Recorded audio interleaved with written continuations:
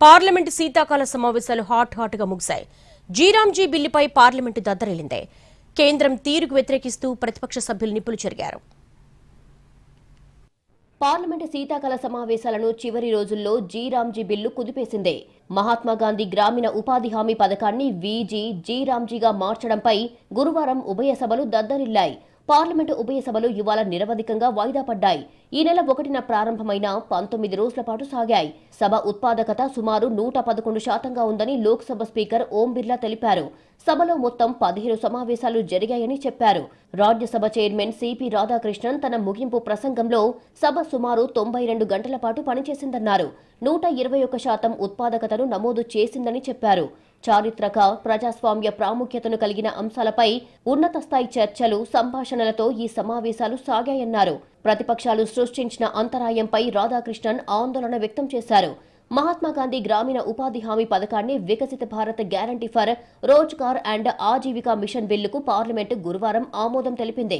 నరేగా పథకాన్ని జీరాంజీగా కేంద్రం మార్పు చేసింది.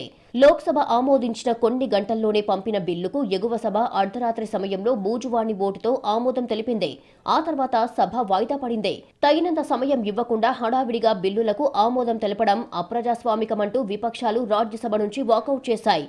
గురువారం అర్ధరాత్రి 12:40 సమయంలో పార్లమెంటు వెలుపల విపక్షాలు ధర్నాకు దిగాయి. 2 దశాబ్దాలుగా అమల్లో ఉన్న మహాత్మాగాంధీ జాతీయ గ్రామీణ ఉపాధి హామీ పథకం చట్టాన్ని రద్దు చేసి జీరాంజీగా తీసుకురావడంపై ఉభయ సభల్లోనూ నిరసన తెలిపాయి. లోక్సభలో స్పీకర్ స్థానం వద్దకు వెళ్లి బిల్లు ప్రతుల్ని చించి విసిరేశాయి. పార్లమెంటు ఆవరణలో 12 గంటల పాటు నిరసన కొనసాగించారు. కొత్త బిల్లు రైతులు, గ్రామీణ పేదలకు వ్యతిరేకమని ఆరోపించారు.